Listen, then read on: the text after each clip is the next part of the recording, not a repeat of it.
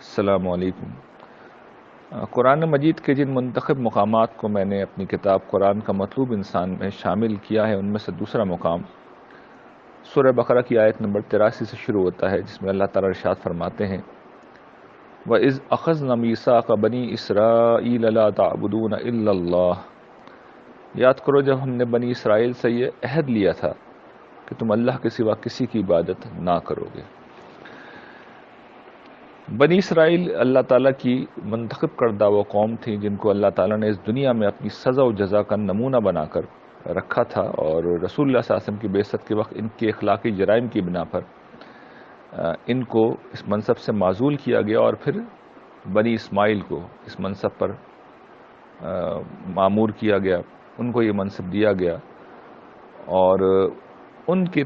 تباً باقی مسلمان بھی، اور خاص طور پر وہ مسلمان جو مذہبی ہونے کے دعوے دار ہیں، اب اسی جگہ پر کھڑے ہوئے ہیں کہ دنیا میں جب وہ کسی جرم کی سزا کرتے ہیں اور خدا کے نافرمانی کا ارتکاب کرتے ہیں اور اس کو اپنا وتیرہ بنا لیتے ہیں، تو ان پر ذلت، رسوائی اور مسکنت اور مغلوبیت مسلط کر دی جاتی ہے، اور وہ فرمانبرداری کی راہ اختیار کرتے ہیں تو انہیں عروج دیا جاتا ہے۔ یہی یہود کے ساتھ ہوا، یہی مسلمانوں کے ساتھ اب ہو رہا ہے، اور اس وقت مسلمان جس حالت کا شکار ہیں اس کا مطلب یہی ہے کہ مسلمانوں نے اللہ کے اس سنت کو نہیں سمجھا، اور اس کے غضب کو اس وقت انہوں نے دعوت دے رکھی ہے۔ اس پہ میں نے بڑی تفصیل سے اپنی کتاب آخری جنگ میں لکھا ہے، آپ لوگ چاہیں تو اس کا مطالعہ ضرور کیجئے،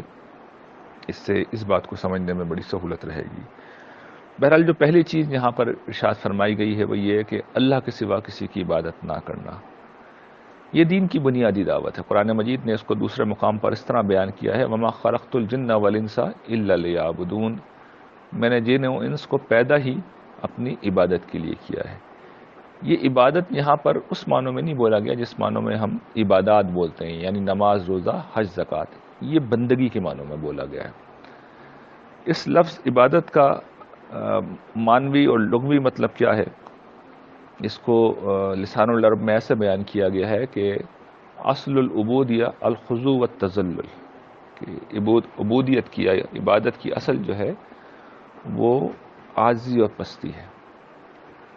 یہ عاجزی اور پستی کہاں سے پیدا ہوتی ہے؟ ایک عظیم ہستی، ایک انتہائی طاقتور ہستی جس کے ہاتھ میں سب کچھ ہے، جو ہماری مالک ہے، وہ جو چاہے ہمیں دے دے، جو چاہے ہم سے چھین لے، اور ہمارے پاس جو کچھ ہے اسی کا عطا کردہ ہے۔ اس کو جب انسان دریافت کرتا ہے تو ایک روب ہے جو پیدا ہو جاتا ہے، ایک خوف ہے، ایک دبدبہ ہے جو طاری ہو جاتا ہے۔ یہ احساس اصل میں عبودیت کا جذبہ ہے، بندگی کا جذبہ ہے۔ اس کا اظہار ہم کیسے کرتے ہیں؟ ہم پرستش کے ذریعے سے، مراسم عبودیت ادا کر کے، ہم سجدہ کر کے، ہم رکوع کر کے، ہم تسبیح کر کے، ہم تمجید کر کے، ہم اس کی تعریف کر کے اس کے رب ہونے اور اپنا عبد ہونے کا اقرار کرتے ہیں۔ اور پھر چونکہ ہم ایک عملی وجود بھی رکھتے ہیں تو یہ اللہ تعالیٰ کا فیصلہ ہے کہ جب وہ زندگی میں کوئی ہمیں ہدایت دیں گے تو بندوں کا، غلاموں کا یہ فرض ہے کہ اس ہدایت کو مانیں۔ تو اسی لیے قرآن مجید نے بار بار اس بات پر توجہ دلائی ہے کہ وَاعْبُدُوا اللَّهَ مُخْلِصِينَ لَهُ الدِّينَ، اللہ کی عبادت کرو اپنی اطاعت کو اسی کے لیے خالص کرتے ہوئے۔ تو اگر ہم کو یہ حکم دیا گیا ہے کہ ہم رب کی عبادت کریں تو یہاں مراد صرف یہ نہیں ہے کہ چند عبادات ہم ادا کریں، بلکہ ہمیں جو حکم دیا جائے گا ہم اسے مانیں گے۔ دیکھیے غلام وہی ہوتا ہے، بندہ وہی ہوتا ہے جو آقا کے حکم پہ چلے، نہ کم نہ زیادہ، سمپل ایز دیٹ ہے۔ یعنی ہم اپنی مرضی سے، اپنے فہم سے کچھ بھی نہیں کر سکتے، جو آقا کہے گا ہمیں وہ کرنا ہوگا، یہ بندگی ہے، نہ کم نہ زیادہ، نہ ہم اس میں اضافہ کریں گے نہ کمی کریں گے۔ جس وقت یہ اسپرٹ پیدا ہو گئی تو گویا کہ ہم نے حق عبادت ادا کر دیا، ہماری عبادت انشاءاللہ مقبول ہوگی۔ اور اگر ہمیں پرواہ نہیں ہے خدا کی، اس کے رب ہونے کی، اپنے بندہ ہونے کی، اور ہمارے قلب پہ وہ کیفیت طاری نہیں ہے، یا ہم نے ذہناً فیصلہ کر رکھا ہے کہ ہم اپنی مرضی کریں گے، یا ہم غفلت میں پڑے ہوئے ہیں، ہم ایک کان سے سنتے ہیں دوسرے کان سے نکال دیتے ہیں، تو پھر ہم بندے نہیں ہیں۔ اور بندے نہیں ہیں تو پھر دنیا میں اس کی سزا بحیثیت قوم ہمارے اوپر مغلوبیت ہے، ذلت ہے، جس وقت ہم پہ طاری ہے، ہم ذلیل ہیں، رسوا ہیں، بدحال ہیں، دنیا میں ہمارے پاسپورٹ کی کوئی عزت نہیں ہے، ہم معاشی طور پہ بدحال ہیں، ہماری جان مال آبرو محفوظ نہیں ہے. اس کی وجہ یہی ہے کہ ہم خدا کے مجرم ہیں.